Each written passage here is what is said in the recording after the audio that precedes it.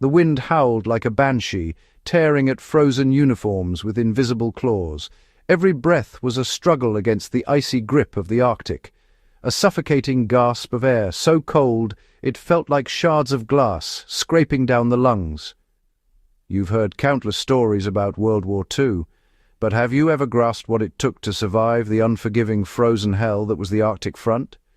Today we're diving into the stories that history forgot, tales of soldiers who faced nature itself as their most formidable enemy. Get ready to feel the cold. When we think of World War II, our minds conjure images of Normandy and Berlin. Yet there existed a theatre so brutal and merciless that it remains largely absent from popular memory, the Arctic front.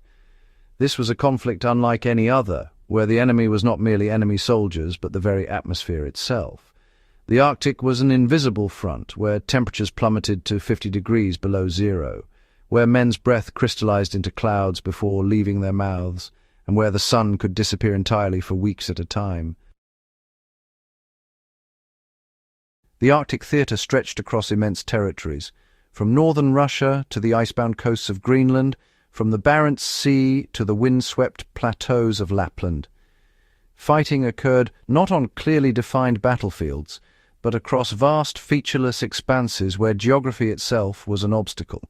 What emerged from this hellscape were stories of resilience so remarkable they deserve remembrance for generations.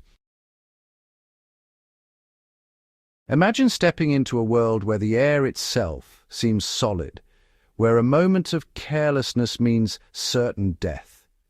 This was the daily reality for Arctic soldiers.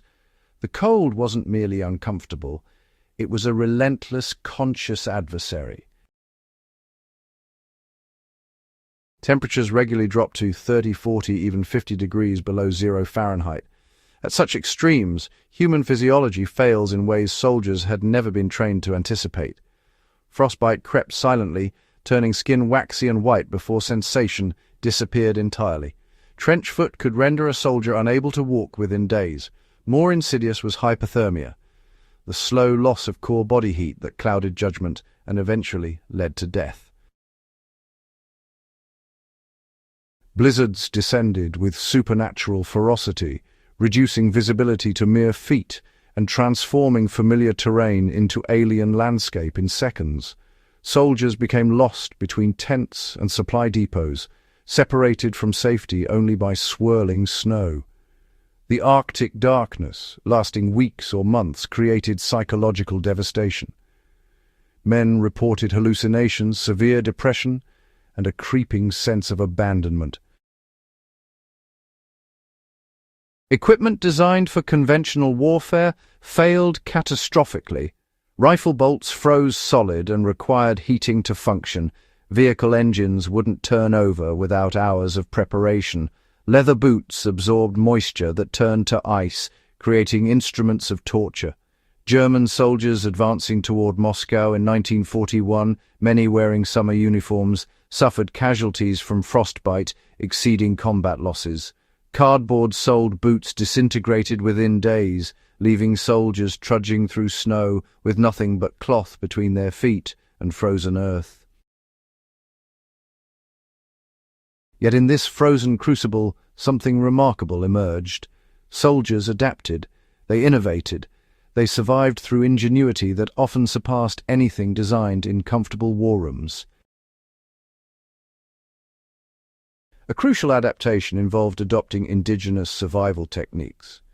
Major Harold Strong, base rescue officer for the Greenland Base Command, recognized that Arctic peoples, Inuit communities thriving in these conditions for millennia, possessed life-saving knowledge. Strong and others integrated Inuit methods into survival protocols, techniques the United States Air Force would formally adopt for all Arctic-bound personnel. These weren't complex technologies, but distilled wisdom about maintaining body heat, constructing shelter, and navigating terrain. Shelter became an obsession. Finnish soldiers, many from woodsmen and farming communities, constructed remarkable underground dugouts called korsus. These carefully engineered refuges had reinforced walls and layers of forest materials, providing extraordinary insulation. A well-constructed corsu could maintain warmth from a single small fire, protecting men from temperatures that would kill exposed soldiers in hours. In desperate situations, soldiers learned to dig snow caves, understanding that snow, despite being frozen water, was actually an excellent insulator. Clothing underwent critical evolution. Finnish soldiers' traditional layered woolen clothing, combined with grease-coated waterproof leather boots called lapikas, represented understanding that many larger military establishments lacked. Wool maintained insulating properties when wet. The grease coating prevented moisture penetration while allowing sweat to evaporate. Over time, armies sourcing similar equipment saw dramatic improvements in Arctic survival rates. Food procurement became desperate science transformed into method. When supply lines failed, and they frequently did, soldiers learned to hunt and trap in sparse Arctic landscape. Fish beneath ice, Arctic hares, migrating birds became the difference between survival and starvation. Men learned which mosses and lichens were edible, how to render animal fat for fuel and calories, and how to preserve meat in the natural deep freeze surrounding them. Medical practice evolved through hard experience. The old wisdom about rubbing frostbite with snow was recognized as actively harmful. Proper rewarming protocols were developed, though severe frostbite still resulted in amputation. Field surgeons learned to work with minimal supplies and understand that sometimes the greatest medicine was simply keeping a man warm enough to see another day. Behind these adaptations stood individuals whose names history largely forgot, yet whose deeds embody absolute human endurance limits. Soviet soldiers defending Murmansk, a frozen port cut off for months, held defensive positions in incomprehensible conditions.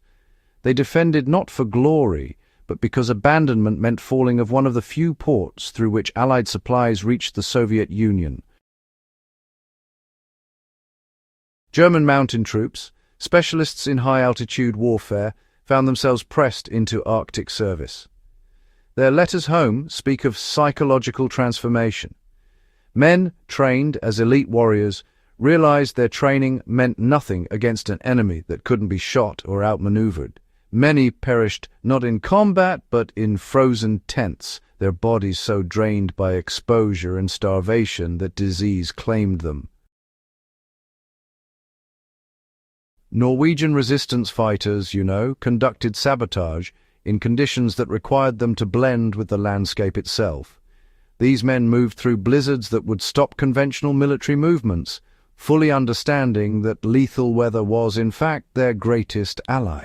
Yet this advantage came at a cost. Many resistance operatives died during missions, with their bodies lost to the snowdrifts.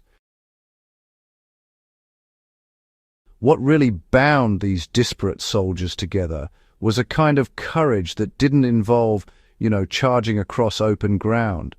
It was the courage to just keep breathing when each inhalation threatened to stop your lungs.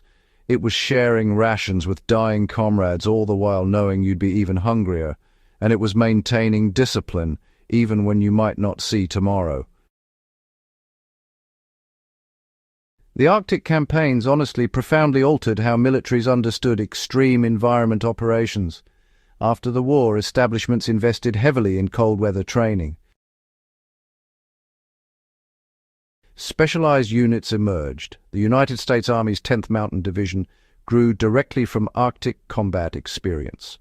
Cold weather gear evolved from wartime improvisation into engineered systems designed to maximize survival rates. The lessons here, they extend far beyond just military doctrine. Arctic survival techniques that were developed during the Second World War are still, absolutely relevant to modern explorers and mountaineers. Things like layered clothing, understanding the insulation properties of materials, improvised shelter construction, and psychological resilience, they remain unchanged fundamentals, really, because they're all grounded in the way human physiology intersects with extreme environments. These stories, honestly, remind us that the greatest victories sometimes go completely unrecognized. A soldier surviving just one more day, sharing body heat with a freezing comrade, or maintaining equipment through what seemed like impossible conditions. These victories, well, they changed nothing strategically, yet they meant everything spiritually.